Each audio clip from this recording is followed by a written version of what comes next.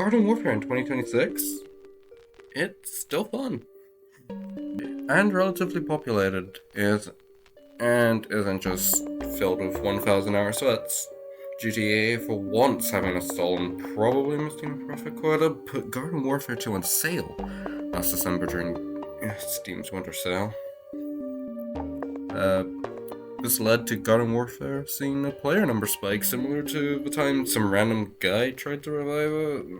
Anyways, as of now, it's staying around like a healthy 2,000 to 3,000 players, which is higher in pre-sale. And higher for split. Still, is Garden Warfare still worth playing in 2026? Yeah, it is. And I'm only slightly biased, as the game has had a few advantages for an almost 10-year-old game. But to give a complete full review, I should praise its highs and point out the issues, some glaring at your face at the literal size of a terrifyingly tiny chomper. For one, let's start with the art style. At first glance with frostbite freeze lighting, but the game actually has a unique art style that honestly looks great and hasn't aged poorly, as it didn't strive for a realistic art style with only one thing that looks off, that I'll talk about later. Gameplay though, it's really fun, as it's mostly skill based on if you win an encounter most of the time, and Garden and Graveyard Ops is a really unique thing, as it's basically porting the feeling of the tower defense games into the shooters. And you can play with like 3 other friends if you have those. Anyways, the negatives. Remember the one thing I talked about art style wise that looked wrong? Crazy Dave.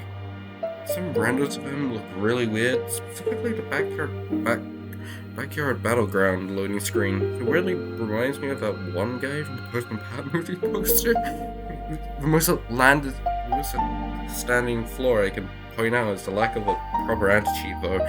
If you don't play on a platform like the Xbox or PlayStation version, you're probably gonna encounter a script kiddie at some point. EA tried fixing this at some point in the past, but due to Vancouver no longer existing and Frostbite being an old game engine, this leads to some issues and hackers just working around it. At the end of the day, if you want to play a silly shooter game where nothing truly matters apart from just your enjoyment, just play Garden Warfare.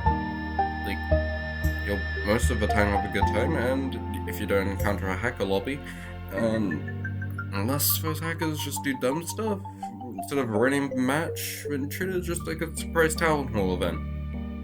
Or they just leave the match afterwards. This happened when I was trying to get footage for hackers, so they only encountered one after playing 4 hours of Garden Warfare, and I don't want to waste no more time recording. Oh no, I forgot to mention the town hall.